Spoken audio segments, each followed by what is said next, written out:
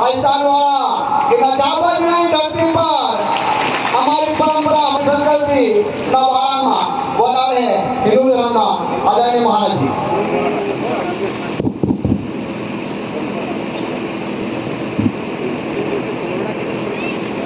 ओम रामाय रामभद्राय रामचंद्राय वेदसे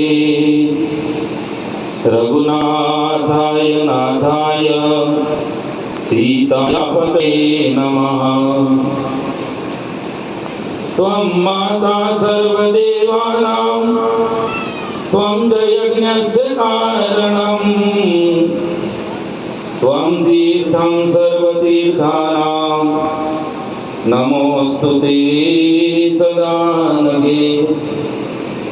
गुरुर्ब्रह्मा गुरुर्विष्णु गुरुर्देवो महेश्वरा गुरुर्साक्षात् परब्रह्म तस्मै श्री गुरुवे नमः। आइए धर्म की जयकार लगावें। धर्म की अधर्म का प्राणियों में विश्व का गौ माता की हिंदू सनातन धर्म की शिव नमः पार्वती पते हर हर महादेव।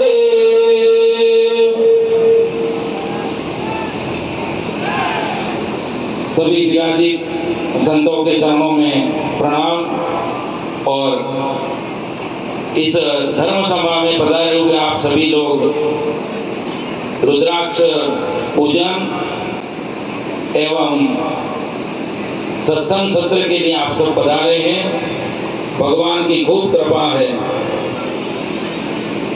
हमसे पूर्व जिन वक्ता महानुभावों ने धर्म की चर्चा पर मुख्य रूप से जो बात की कि किस प्रकार हमारा हिंदू सनातन धर्म रक्षित हो,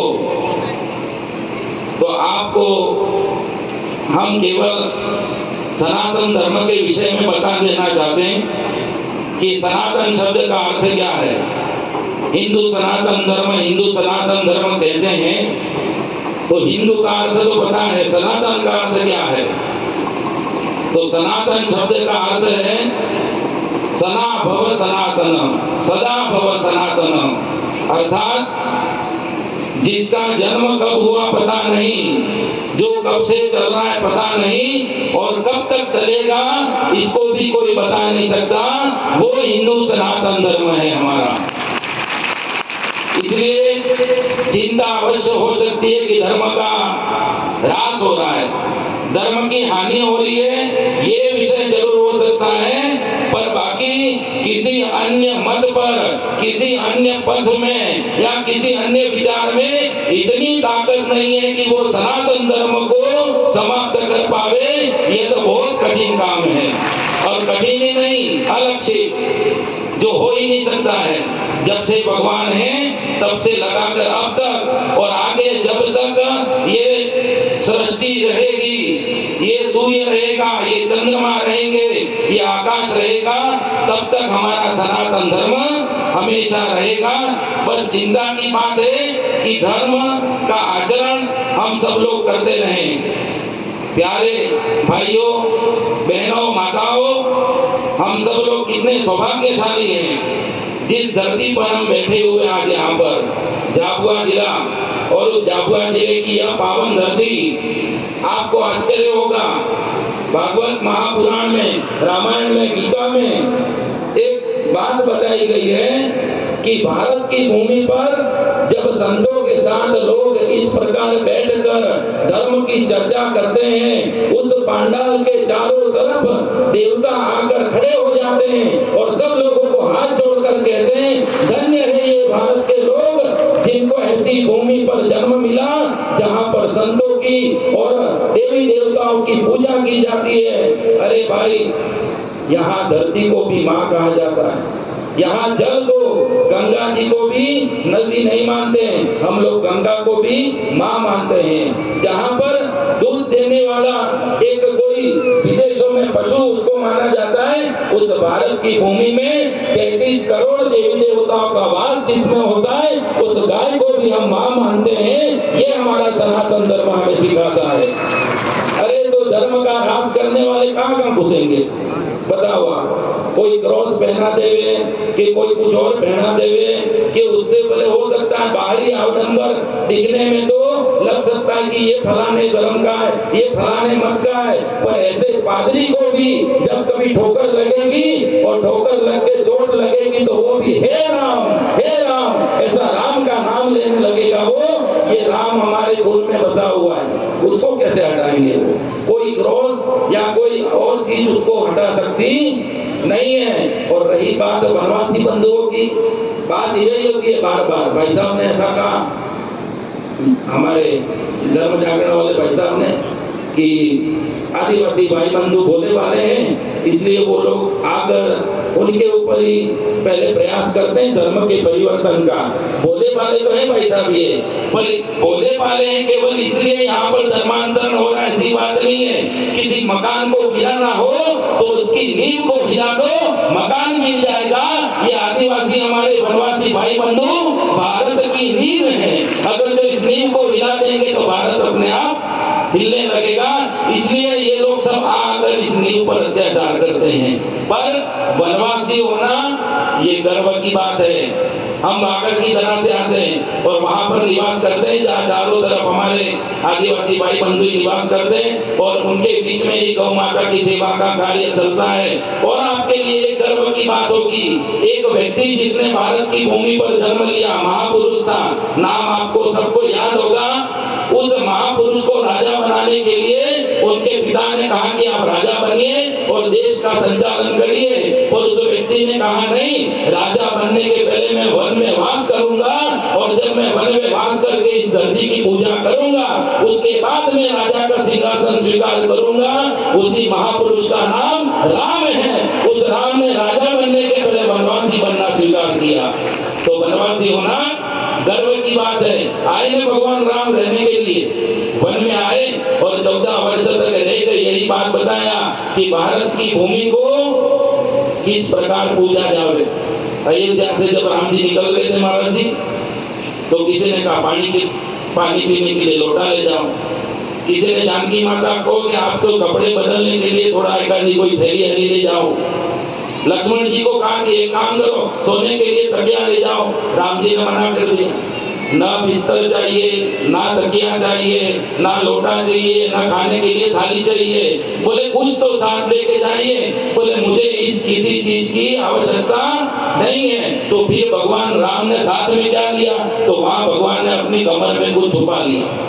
लक्ष्मण जी को पता नहीं क्या है, सीता माता को पता नहीं क्या है। जब वन में पहुंचे और जब कुटिया बन गई घास फूस की और वहां भगवान का जो मंदिर बनाया और मंदिर पर अब बोले मूर्ति रखनी है तो किन भगवान की मूर्ति रखी जावे? तब भगवान राम ने अपनी भेंट में से वो पोटली निकाली और पोटली निकालकर इस भारत की भूमि की मिट्टी, उस मिट्टी को मंदिर में रखा और 14 साल तक उस मिट्टी की पूजा की।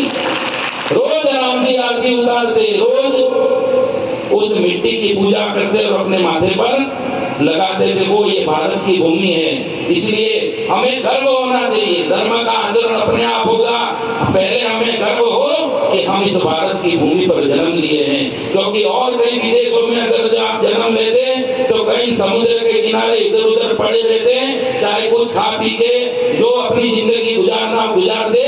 पर ये भारत का ही सौभाग्य है, आज पूरा पांडाल भगवा जैसा लग रहा है, सबने भगवा अपने में धारण कर रखा है। ये भारत की भूमि की महिमा है। इसलिए ये राम कृष्ण की भूमि है। भगवान राम राजा बने तो पहले वनवासी बने। भगवान कृष्ण ने भी कंस का संहार किया, तो कंस के संहार करने के पहले भगवान कृष्ण ने भी गायों को लेकर वन में वास किया और वन में अलग अलग जगह पर जाकर वास करते हुए गायों को चराया। इसलिए हमारी संस्कृति को कोई क्या, हमें बार बार विचार आता है 800 साल तक जो मुगल आए और 1200 से लगाकर 1800 तक, 1100 से लगाकर 700 वर्ष तक राजा किसी और धर्म का था और विचार का था, तब भी इस देश में हिंदू धर्म का कोई बाल बांका नहीं कर पाया। तो आज तो हमारा राजा जो है कौन है, दूसरे धर्म का राजा था, तब तो हमारा कुछ नहीं बिगड़ा, तो आज तो क्या बिगड़ सकता है। हमारा राजा भी ऐसा है जो हिंदू धर्म पर गर्व करता है, जो हिंदू होने का जिसको अभिमान है, ऐसे राजा के होते हुए हमारे धर्म का कोई क्या बिगाड़ सकता है। और रही बात ज्यादा अगर जो बदल भी जावे तो सिंहों को चिंता करने की आवश्यकता नहीं होती है। आप एक बात ध्यान रखना, सिंहों के टोले नहीं होते हैं, टोलों में कौन घूमता है, गीदड़। गीदड़ आपको बहुत सारी संख्या में दिख जाएंगे, पर जहाँ शेर खड़ा होगा वो अकेला होगा। इसलिए 100 गीदड़ के सामने भी एक हिंदू शेर खड़ा होगा, घबराने की बात नहीं है, वो अकेला उन सब पर भारी है। उदाहरण देने के लिए प्रहलाद का नाम सब जानते हैं, सुना है प्रहलाद का नाम। होली क्यों मनाते, होली इसलिए मनाई जाती है, एक भक्त था जिसका नाम था प्रहलाद, राक्षस कुल में उसका जन्म हुआ था, उसके पिता का नाम था हिरण्यकश्यपु। तपस्या कर ली, राक्षस बन गया, ऐसा राक्षस जिसने सब जगह त्राहिमाम कर दिया, हर जगह धर्म का नुकसान हो ऐसा काम करता था हिरण्यकश्यपु। और भगवान ने क्या कृपा की, क्या लीला की, उसके घर में ऐसा भगत जन्म ले लिया, तो पूरे नगर में रहने वाले सब लोग राक्षस, पर एक अकेला प्रहलाद, और उस एक अकेले प्रहलाद ने इतना धर्म का आचरण किया कि साक्षात भगवान विष्णु को वैकुंठ लोक छोड़कर नरसिंह रूप में इस खंभा फाड़कर पृथ्वी पर आना पड़ा। तो अपने धर्म का आचरण के लिए हर समय भगवान को तैयार करें, कभी नरसिंह बन के आएंगे, कभी राम बन के आएंगे, कभी कृष्ण बन के आएंगे। बस हम लोगों को मजबूती से धर्म पकड़े रखना, धर्म का आचरण मजबूती से करने रखना। रुद्राक्ष की आज यहाँ पर दर्शन हो रहा है, एक रुद्राक्ष की कितनी महिमा। यहाँ तो महाराज जी ने शिवलिंग का पूरा अद्भुत दर्शन करा दिया। रुद्राक्ष मालिकाधारी पुनाति भुवनत्रयम् प्रणमन्ति शुरासते शिव शंकर यमादय। जो व्यक्ति एक रुद्राक्ष को धारण कर लेता है, इंद्र ब्रह्मा शंकर जी ये सब देवता उसको प्रणाम करने के लिए उसके सामने खड़े हो जाते हैं कि वाह भाई तूने रुद्राक्ष धारण कर लिया, आज से तेरा यमराज कोई बाल बांका नहीं कर पाएंगे। तो जिसके आगे यमराज भी नमन करें, ऐसे रुद्राक्ष पीठाधीश्वर महाराज जी के द्वारा यहाँ पे वितरित किए जा रहे हैं। बड़ा सद्भाग्य है आप लोगों का, खूब खूब भगवान आप पर कृपा करें। और हम तो यही कहते हैं बस इस तरह का आयोजन इस जाफा की धर्मभूमि पर होता रहे, ताकि इसी तरह धर्म की ध्वजा पताका लहराती रहे। यही बात कहते हुए हम अपनी वाणी को विराम करते हैं और सभी लोगों को, आप सबको यही बस एक निवेदन है कि अपने हिंदू होने पर गर्व करें, अपने सनातनी होने पर गर्व करें। एक बार जोर से जयकारा लगा